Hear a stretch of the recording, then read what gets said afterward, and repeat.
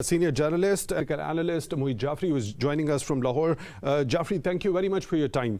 We have been discussing at length the whole situation that is unfolding in Afghanistan. We have come a long way in this whole transmission. So the point which I am discussing with Mr. Dorsey and Zunaira at the moment is the likelihood of that refugee influx in Pakistan. Since Pakistan has completed 90-95% of the border fencing, but there is a huge likelihood of these refugees heading towards Pakistan as well. At this time in history, when there is COVID-19 pandemic and Pakistani resources are already burdened, and then the guns of Afghanistan, the Afghan government, which was in place before the Taliban reached at the gates, and the Indians as well as the Americans was pointed towards Pakistan, that Islamabad was helping Taliban out and they want the Taliban in place.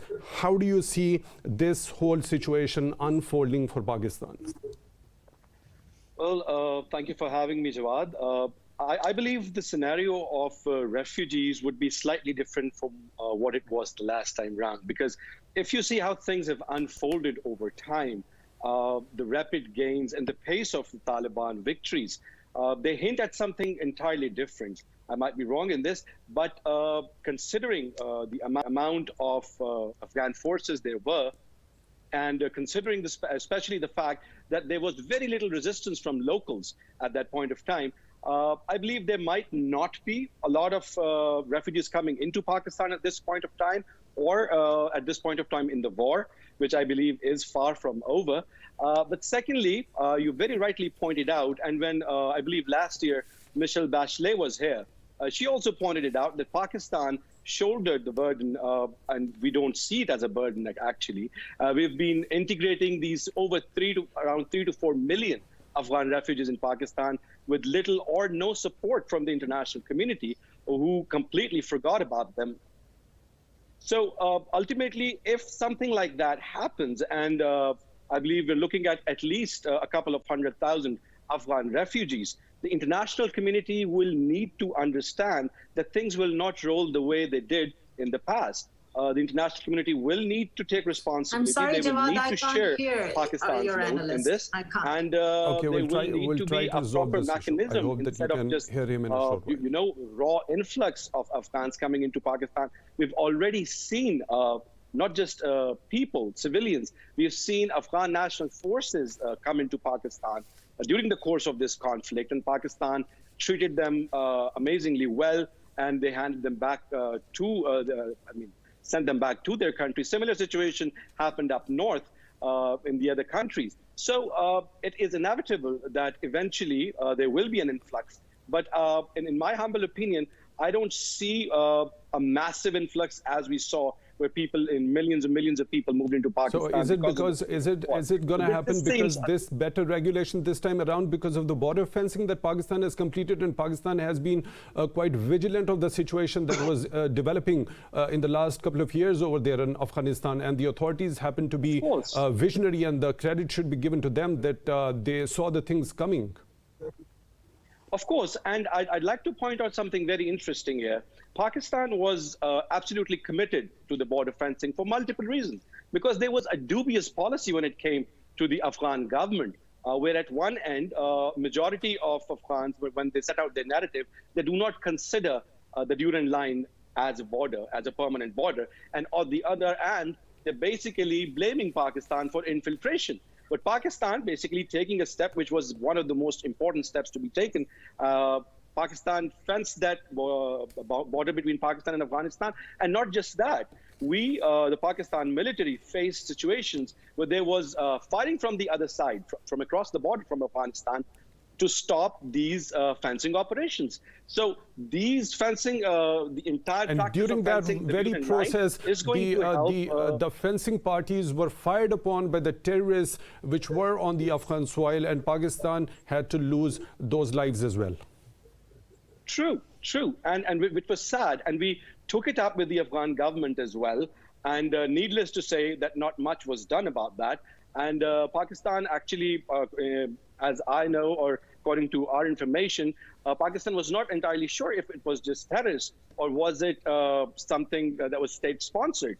Pakistan raised those concerns with Afghanistan, with the Kabul government, but we all know that the Kabul government's mood towards Pakistan was very offensive. It was by no means at par with any diplomatic norms and values. It was straightaway outright finger pointing and a blame game that started from Kabul, obviously. But Pakistan had to fence that border for another important reason. That important reason being that if you remember, the Afghan ambassador in India, he very clearly and without mincing words said that if the Taliban keep on making gains, the Afghan government will not think twice before inviting the Indian army to come over in Afghanistan and support the Afghan national forces. Now, for any country, Moayyed Jafry, this is a very important point that you have just mentioned. I'd like to take this very point to Mr. Dorsey. As Moayyed has just said, there was a high-ranking Afghan official who said that it won't take time for them to invite the Indian army to help them out over there if the Taliban offensive happens. So we don't see Indian army helping out the Afghan National Security Forces now, I mean, when the Taliban have reached at the gates of Kabul. I don't really think that there ever was an option for the Indians to be intervening militarily. Sure, the Indians have interests, but the notion that the Indians were going to intervene militarily in Afghanistan, I think, was very far-fetched. Okay, Mr. Jafry, when you had been working for a long time in Pakistan's media industry, now the dynamics of this whole media paradigm have shifted from the conventional media, that is the broadcast media and the print media. You've been part of both of these media, and now we see the shift happening. Now, we see the hybrid warfare being launched. A couple of weeks before, Federal Minister for Information and Broadcasting, Mr. Jawad Tehmani, said that this is the time of building narratives and launching wars on the basis of those narratives. We see there were certain things which were busted in a couple of months before. The EU Disinfo Lab busted a campaign on the part of Indians in which a lot of fake accounts were involved. And more recently, we have seen the National Security Advisor giving the concrete proof that a deliberate and a sinister campaign has been launched to malign Pakistan. As a media practitioner yourself, what do you suggest could be the strategy for the Pakistani authorities to counter this sinister campaign? Before I answer this question, let me just make a quick point regarding the campaign on social media. It was vicious, and it was launched, it was pretty much expected considering the heavy losses against Taliban in the war when it comes to the Kabul administration. And it's not just Twitter, it's not just Facebook, it's not just TikTok. I myself, I'd like to share a little bit with you regarding that. There's this app, I'm sure a lot of people would know about it. It's called Clubhouse. And there was a discussion regarding Afghanistan, and officials from First Vice President Amrullah Saleh's office were there. And the crowd, most of the speakers were either Indians or Afghans from that particular faction, from Amrullah Saleh's office. And the Pakistan bashing was incessant to a point where it was ridiculous. So obviously, when you get $90 billion from the US to raise a military, $10 billion for the anti-narcotics force, you get $2 billion for the Kabul bank, which never came into existence, and all that money got stashed in foreign accounts abroad. So this $90 billion army, when it fails, you've got to scapegoat somebody. You've got to put... Okay, Moayyed Jafry, I'll take this very point to Zunaira. So, I mean, as a practitioner yourself, how do you think Pakistan could make a strategy in order to counter this particular disinformation campaign and the false propaganda? Well, first of all, I have not been able to listen to what Moayyed had to say. What you're asking me is completely random. I really beg your pardon for that. We've been trying to resolve that, but unfortunately, it couldn't get through. So, I mean, coming back to the question, as a media practitioner, what would you advise to the government authorities in Pakistan to counter that disinformation campaign? I personally believe. Well, all I can say is Moayyed, that this question is for this Zunaira. I've hybrid just war had and your this take. Thank you for that. misinformation and disinformation is now throughout the globe. Pakistan is not specific to it. And the only way forward is to have more vigilant regulatory authorities who can actually pinpoint whenever there are fake accounts operating and spreading disinformation and violence-based hatred and all that. And I think Pakistani government is doing pretty well. The way we have handed over the dossier to FATF and UN regarding the kind of misinformation India has been spreading when it comes to Pakistan, we should continue on working that. Okay, Mr. Dorsey, in a larger scheme of things, I would like to ask this very question to you as well, since our Federal Minister for Information and Broadcasting said that it's the time of building narratives and waging war on the basis of those narratives because of the new forms of media. How do you think a country which is being targeted by certain elements like this should strategize to counter that? Look, I think, first of all, there are fundamental issues that are unresolved about social media in terms of what is social media and what responsibilities do they have as publishers. And so those issues need to be resolved, and they're not specifically Pakistani issues, they're global issues.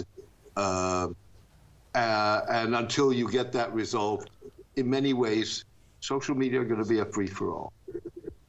At the end of the day, information has become part of warfare, if you wish.